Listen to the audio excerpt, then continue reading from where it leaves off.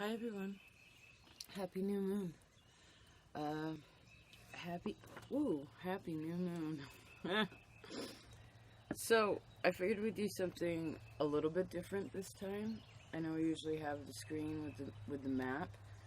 I'm actually picking from reading from the Magic of I. It's a cool calendar. They have bigger versions too. I bought the mini version, but basically gives you the day and like what's happening on that day. It is from a tropical perspective. But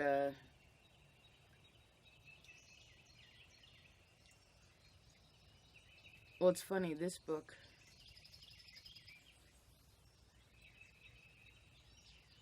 well, I kept looking at the 12th, which is when they say the moon actually moves. But Sunday, today's actually the new moon. There's lots happening here. We have the sun conjunct Mercury, the sun conjunct Venus.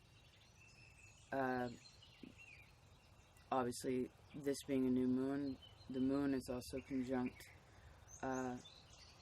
Mercury and Venus.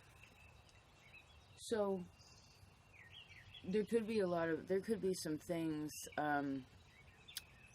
that you've been thinking about or you've been feeling about that are you've been keeping underground, right? From the full moon to the new moon is when we plant below the ground, right?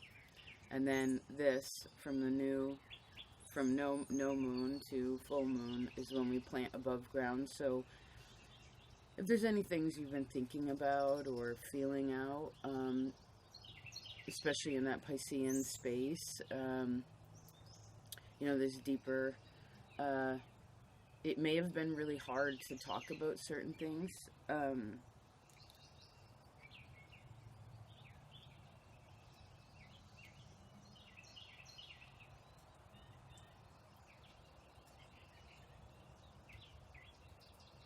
So I feel like the bravery will be coming in either sticking up for yourself or speaking your mind in some kind of way. Of course, not in an aggressive way. Sun sextiling Mars. Mars also trining Jupiter and Neptune, right? Because these two, Mars trine Jupiter, and square Neptune. Let's look at these independently.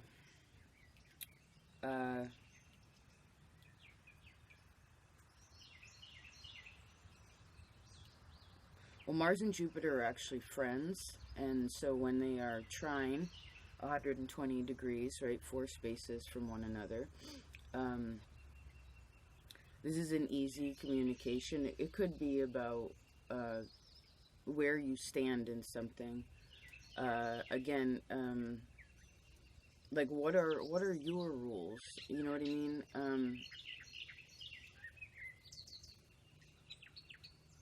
In relation to being a human being in this world, and what is that to you? You know.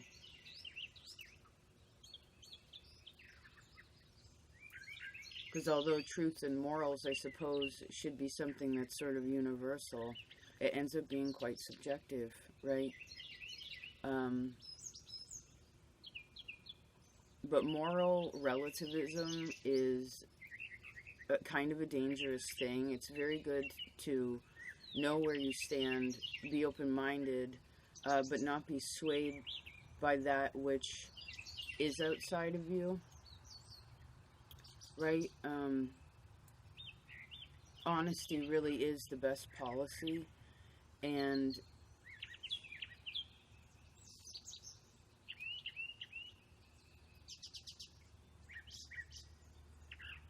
I was actually thinking about this the other day when I was cleaning the porch. A friend of mine gave me this really old key, like a skeleton key. I was like, wow, this beautiful skeleton key, this went to this old castle door, and I played out this whole story in my head. And then the more I went to look at it, I was like, wait a second, I was like, this could just be, hi Cardinal, this could just be like an imitation of something, or, like was this really made for a door, or is this just pretend, right? Because it was mass produced, you know, there's something about that, right? Usually when something is massively produced, right? If you make a spaghetti dinner for two, right? I just saw The Lady and the Tramp. Or you make a spaghetti dinner for 100 people, it's going to feel a little bit different, right? Because one person only has enough energy to be able to do certain things. Now, Mars square Neptune, this could be a bit of fear about things that are illusionary, or like where a fear is felt, but it's not necessarily real. So I guess this is why it's so very important what all of you here have been working through in yourselves, right? Because wherever you are and whatever you have figured out about that does help that which is around you.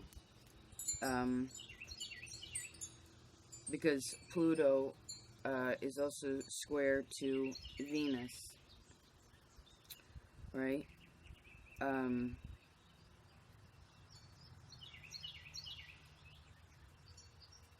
What are we looking at here? Well, do you love your life the way that it is? How can you view love a bit differently, or feel more secure in the feeling of love?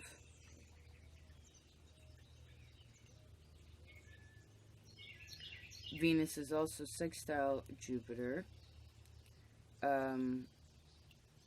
which I guess goes to show Venus and Mars together then. So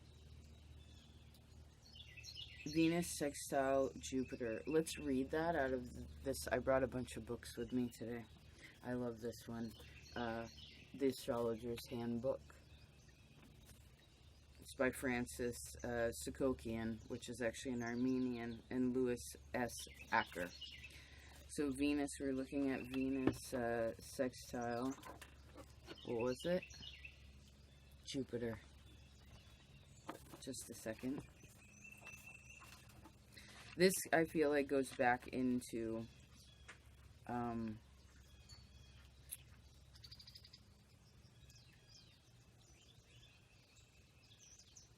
while you've been thinking about what you believe in, what feels good to you. Sextiles of Venus. Here we go. Okay, you ready? It says this sextile indicates a happy disposition with strong social tendencies. It generally brings good fortune, ease, and comfort. Now remember, Mars is also sextiling this space, which can be the opposition of this. So I heard, which one do we want, right? Artistic abilities and grace of expression also go within this aspect. Jupiter sextile Venus. Natives may be interested in religious forms of art, business dealings in art, and home furnishings are also favored here. Success can come through good taste and understanding of what items are attractive to others, right? Being more aware of what the other wants.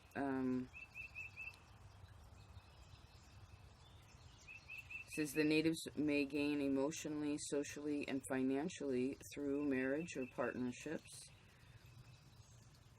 Their liking of people and knowing how to get along with them usually results in deeper connections and many friendships. Although they are frequently kind and generous, this sextile does not necessarily confer profound understanding, but may do so when coupled with favorable Saturn or Neptune aspects.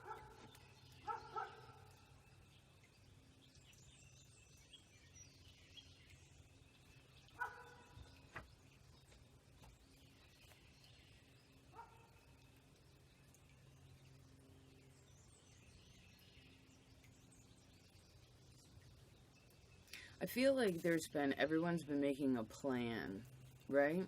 Or planning in some kind of way. Stewing on something, if you will. It's been in the crock pot.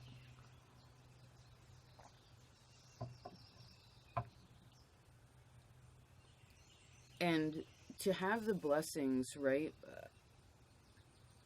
in life, we have to connect to other people. It's very important.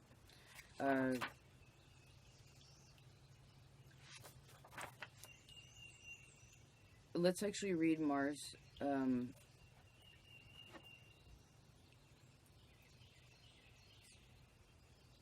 Just a second.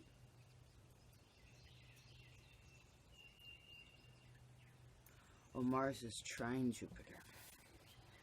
I kept seeing it as a sextile. Just a minute.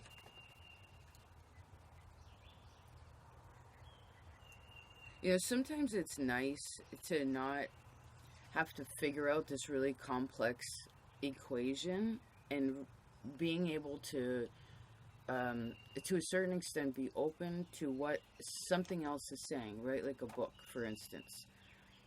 But the thing is, say we did read something in here, right? This gives an answer of sorts to whatever the question is. It's like, okay, well, maybe you don't agree with the whole thing. Or maybe you don't agree with any of it, right? Everyone, again, has the ability, Uranus and Taurus, to be able to think about things differently and then communicate that accordingly. Now, of course, this is more Venusian energy, and like that said, if it's coupled with Saturn, very helpful. Uranus is a partner of Saturn, so I guess there's something about that. We're actually going to move on from that Mars trine Jupiter. I feel like this expresses that the lesson has already been, you've already been working through the lesson somehow. So I guess depending on the hard work will determine what now comes up out of the ground, right, and grows. I heard for you. So a good friend of mine gave me this book a few Christmases ago called The Book of Virtues by William J. Bennett. 2 N's, 2 T's. Let's read one of these for this new moon.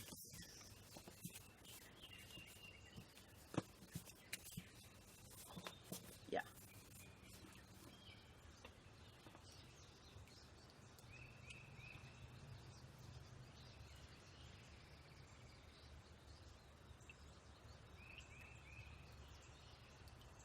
Just a second.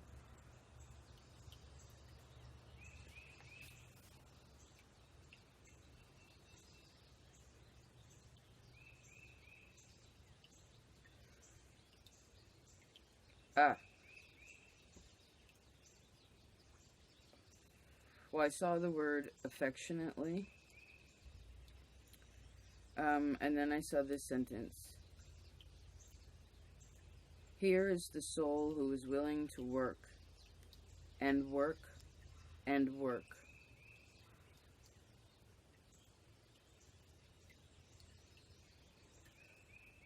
Let's choose Wilbur.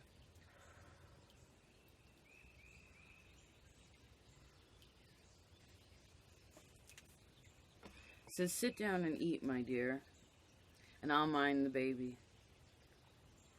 Why, bless me, I've had children of my own, and I know how to manage them.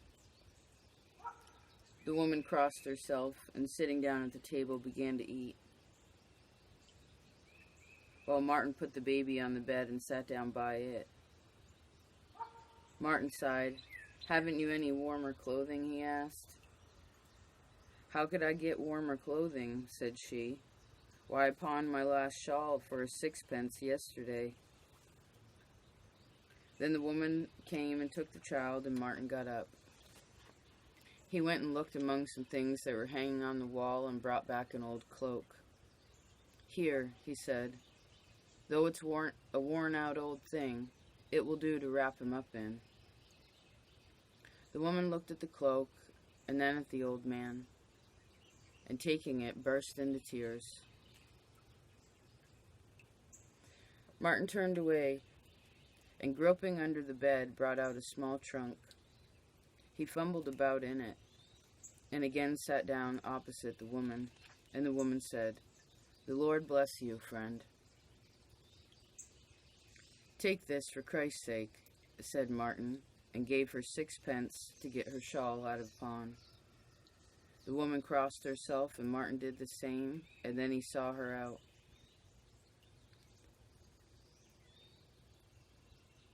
After a while, Martin saw an apple woman stop just in front of his window, and on her back she had a full sack of chips, which she was taking home. No doubt she had gathered them at some place where building was going on. The sack evidently hurt her, and she wanted to shift it from one shoulder to the other. And so she put it down on the footpath, and placing her basket on a post, began to shake down the chips in the sack. While she was doing this, a boy in a tattered cap ran up and snatched an apple out of the basket and tried to slip away. But the old woman noticed, and turning, caught the boy by his sleeve. He began to struggle, trying to free himself, but the old woman held on with both hands, knocking his cap off his head, and seized a hold of his hair. The boy screamed, and the old woman scolded. Martin dropped his awl, not wanting to stick it in its place, and rushed out the door. Stumbling up the steps and dropping his spectacles in a hurry, he ran out into the street. The old woman was pulling the boy's hair and scolding him and threatening to take him to the police. The lad was struggling and protesting, saying, "I did not take it. What are you beating me for? Let me go." Martin separated them. He took the boy by the hand and said, "Let him go, Granny. Forgive him, for Christ's sake. I'll pay him out so that he won't forget it for a year. I'll take the rascal." Martin began entreating the old woman. "Let him go, Granny. He won't do it again." The old woman let go, and the boy wished to run away, but Martin stopped him. "Ask the granny's forgiveness," said he, "and don't do it another time. I saw you take the apple." The boy began to cry and beg pardon. "That's right. And now here's an apple for you." And Martin took an apple from the basket and gave it to the boy, saying, "I will pay you, Granny." "You will spoil them that way, the young rascal," said the old woman. "He ought to be whipped, so he should remember it for a week." "Oh, Granny, Granny," said Martin, "that's our way, but it's not God's way. If he should be whipped for stealing an apple, what should be done to us for our sins?" The old woman was silent.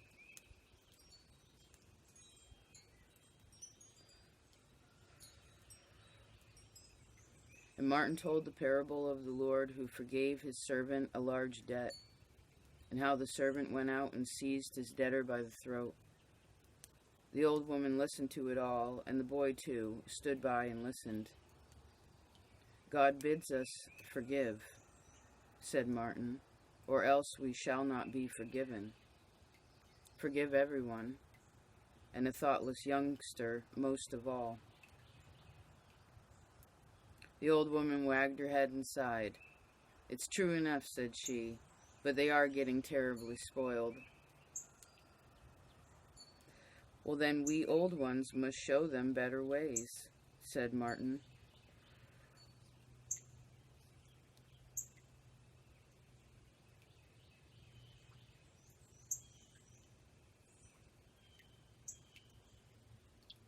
And I looked down, and it said, "And the soul grew glad."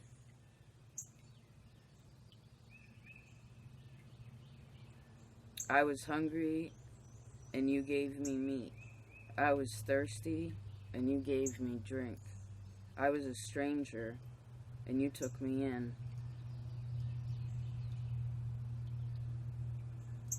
Insomuch as you did unto one of these my brethren, even these least, you did unto me.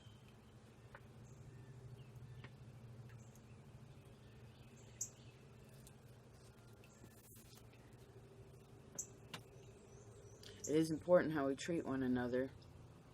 What the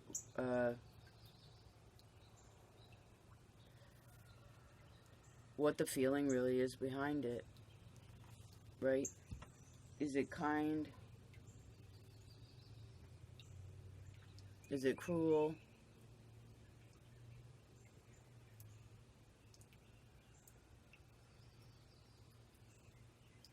Now, of course, we can always go about it in different ways, right? For instance, that little boy with the tattered hat, he obviously was hungry. I've stolen an apple before from a grocery store when I was hungry. But the thing is usually if you just ask, you know, ask and ye shall receive. It is a true thing. If we need it, we'll get it, you know. But I guess it's about what we're asking for and what the feeling is behind it.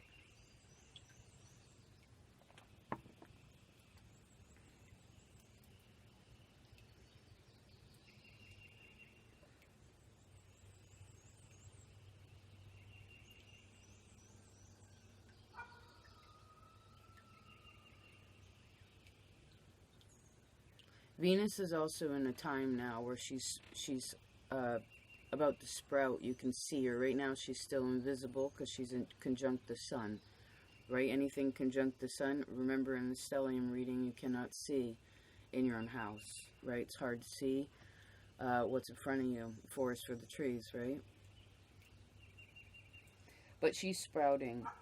It is important that she sprouts from a place of balance and not of fear, not of base desires, but of things that are more soulful, right? Again, you want this.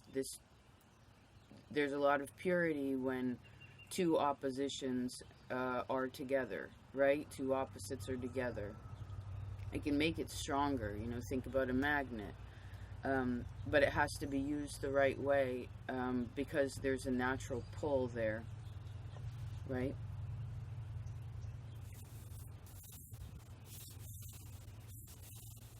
Well, happiest new moon. I do hope this reading, this transmission was of service. I do appreciate all of you so much. Happy seasonal shift, right?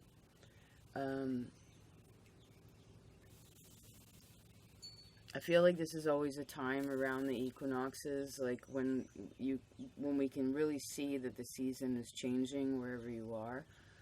So embrace that change, what it is, and know, like, because this will teach you what is natural or not.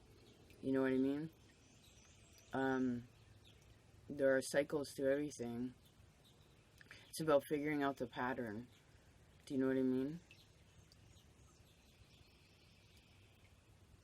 And some patterns are very natural and they stay the same. But all things have slight tweaks, right? It doesn't rain every single day on the same day every day, right? But it will within a season do certain things. So be aware of what needs to be done. Feel strong in who you are.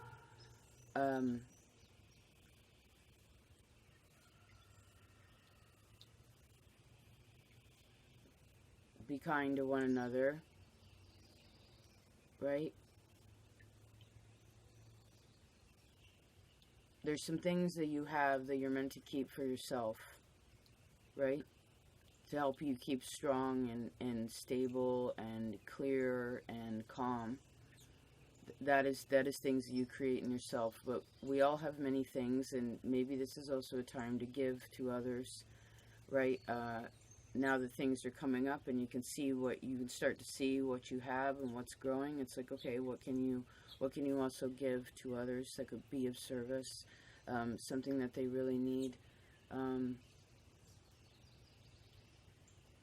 I guess with the story too, there is a time and a place to interject, you know, because we're all connected, you know.